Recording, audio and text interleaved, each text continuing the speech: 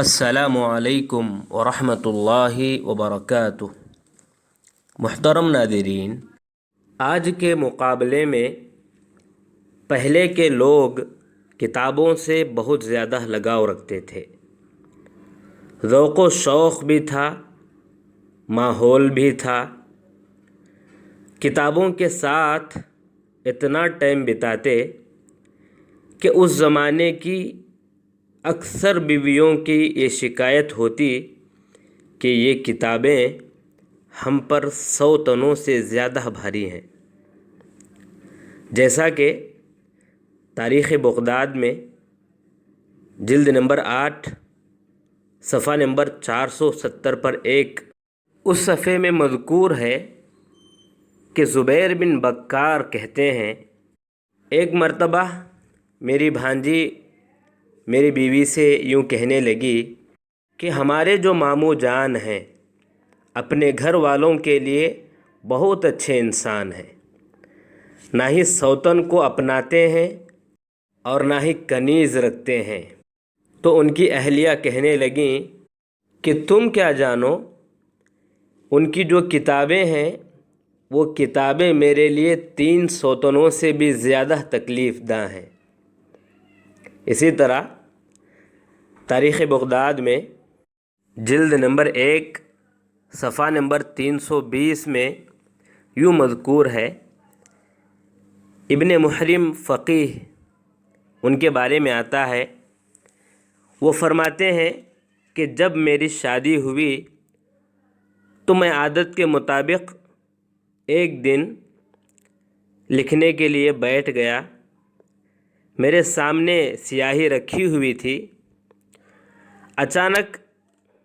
میری ساسو ماں آئیں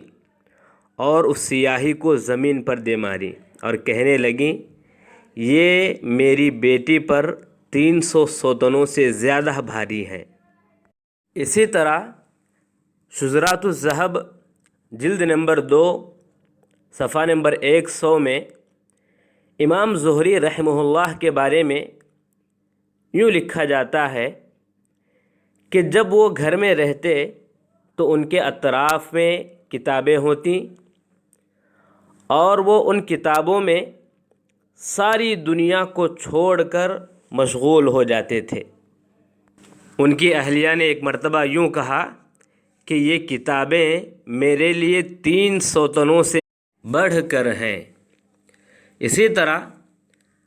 الفصوص نامی ایک کتاب میں جلد نمبر 5 اور صفحہ نمبر 9 میں یوں مذکور ہے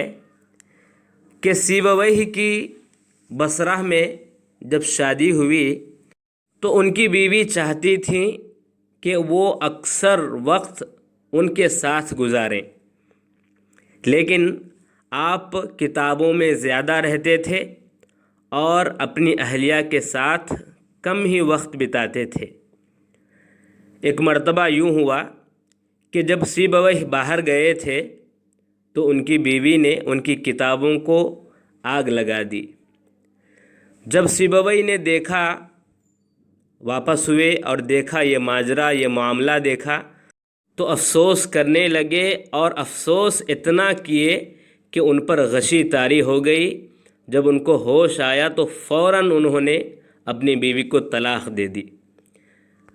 اسی طرح الجواہر المضیئہ جلد نمبر 4 صفحہ نمبر 26 میں یوں مذکور ہے کہ امام کاسانی رحمہ اللہ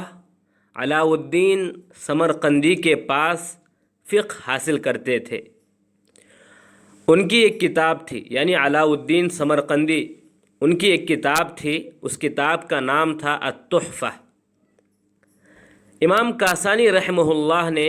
اپنے اس استاد کی کتاب کی شرح لکھی البدائع کے نام سے، اور اس شرح کو جب انہوں نے اپنے استاد کے سامنے پیش کیا تو وہ اتنا خوش ہوئے کہ ان کی اپنی بیٹی کا نکاح ان سے کروا دیا۔ اسی طرح حلیۃ الاولیاء جلد نمبر 9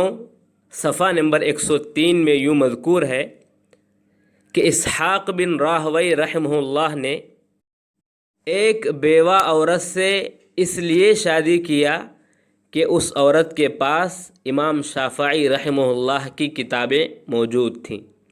یہ چند واقعات ہیں یہ بتانے کے لیے کہ ہمارے پہلے کے لوگ کتابوں میں کس قدر کھو جاتے تھے۔ اب کوئی اس سے یہ نہ کہے کہ آج کل جو ہے کیا ایسے ہی کریں، یہ تو ناممکن بات ہے۔ اگر کوئی کرنا بھی چاہے گا تو اس طرح کتابوں میں منہمک ہو جانا یہ آج کل کے دور میں ناممکن بات ہے۔